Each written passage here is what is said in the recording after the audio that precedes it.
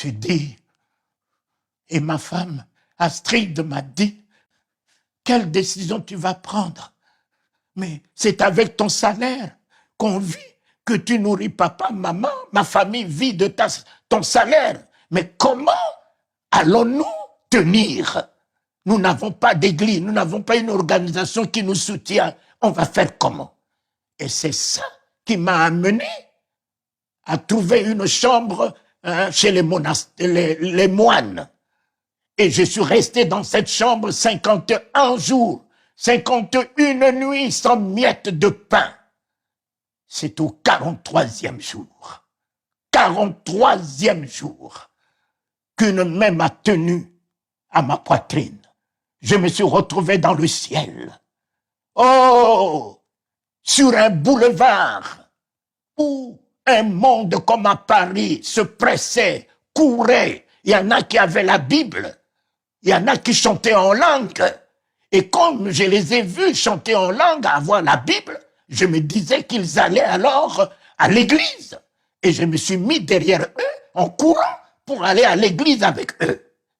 Et un ange était assis dans un kiosque du côté droit, mais un kiosque en or. Et c'est là que cet ange m'a appelé. Talingano, Talingano. J'ai dit, mais qui me connaît ici pour m'appeler Talingano? Et je rentre dans ce kiosque.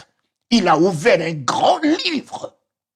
Dans ce grand livre, il a mis son doigt sur mon nom, écrit en lettres d'or. J'ai dit, mais qui a écrit mon nom ici? Il dit, mais tu vas le voir. J'ai dit, c'est qui? Il dit, mais tu vas le voir. J'ai dit, mais est-ce que je veux voir Jésus? Il dit, oui, tu vas le voir. J'ai dit, ben, laisse-moi d'abord aller à l'église. Mes chers amis, ne soyez pas des suivistes. Ne suivez pas la masse qui va, oui, j'ai 10 000 membres, j'ai 20 000 membres. Non, suivez la conviction que vous avez. Suivez la vision que le Christ vous a donnée.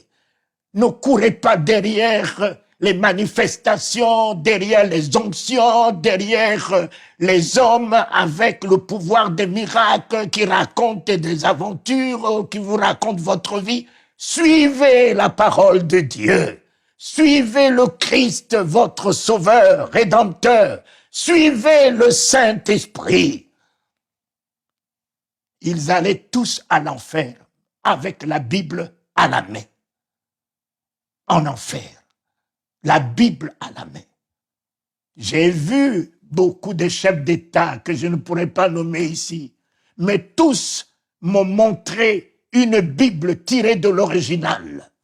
Cela n'empêchait pas ces grands hommes d'État de se baigner dans le sang des innocents, de consulter les voyants, de consulter les féticheurs, et pourtant ils avaient la Bible tirée même de l'original, de toutes les traditions. La Bible, le diable l'utilise. Les versets, les chapitres, le diable connaît mieux que vous les docteurs en théologie. Mais le diable tremble devant la parole. Le jour où vous aurez la parole de Dieu, c'est la stabilité. Le jour où vous aurez la parole de Dieu, c'est la foi. Le jour où vous aurez la parole de Dieu, vous ne vous permettrez plus de parler du mal de quelqu'un. La Bible est pour la tête. La Bible est pour la tête. Les versets, les chapitres, vous les localisez, vous les logez où? Dans la tête. Mais la parole de Dieu n'est pas pour la tête. La parole de Dieu est pour le cœur. Je me tiens à la porte de ton cœur. Je frappe. Si tu entends ma voix et que tu ouvres, je rentre. La parole de Dieu n'est pas pour la tête, c'est pour le cœur. Laissez la parole de Dieu rentrer dans votre cœur. Vous n'auriez plus de place pour la haine. Vous n'aurez plus de place pour la calomnie. Vous n'aurez plus de place pour les critiques. La parole de Dieu, c'est l'amour, c'est la grâce, c'est la miséricorde, c'est la compassion, c'est la bonté. Et Dieu m'a permis.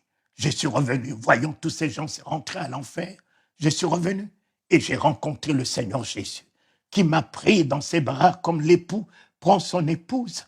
J'ai vu un tapis rouge dressé. Oh, nous sommes des rois.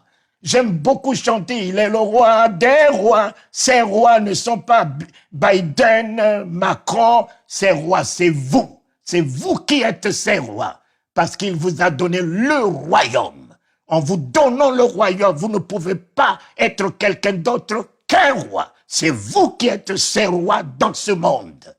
Ainsi soit-il, je l'ai vu. Il m'a fait visiter le ciel. Quelle beauté, quelle magnificence, ce qu'il a préparé pour vous. Cela existe. Amen.